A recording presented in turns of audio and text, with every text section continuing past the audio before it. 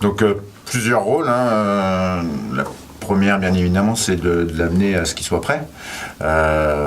Pascal, ça fait quand même plusieurs années qu'il est chez moi, puisqu'il a déjà fait un BEPA, et là maintenant il est en bac pro.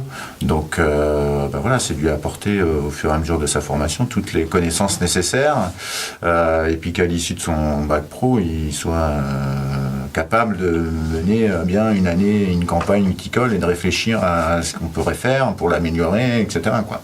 Ça, c'est mon objectif principal.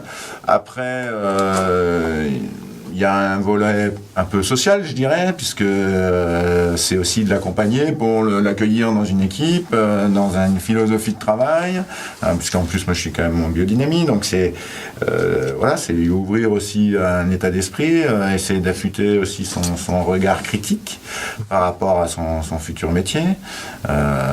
Donc voilà, après, en plus, ce qui est bien, c'est quand maintenant, ça fait 3 ans qu'il est là, on le voit évoluer, on le voit prendre la maturité, dans son travail et dans son état d'esprit. Donc ça, c'est plutôt bien.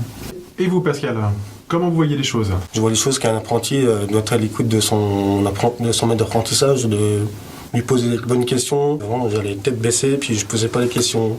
Je n'osais pas. Et après, je me suis dit, pourquoi tu poses pas les bonnes questions ? Après, une fois que c'est fait, c'est fait. C'est souvent qu'au début, ils sont timides. Ils n'osent pas. Déjà, ils découvrent un nouveau domaine. En plus, avec une technique un peu particulière, donc ils sont un peu largués.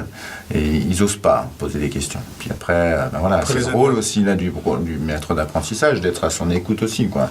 Et de voir qu'il a des difficultés, il a de la timidité à poser des questions, etc.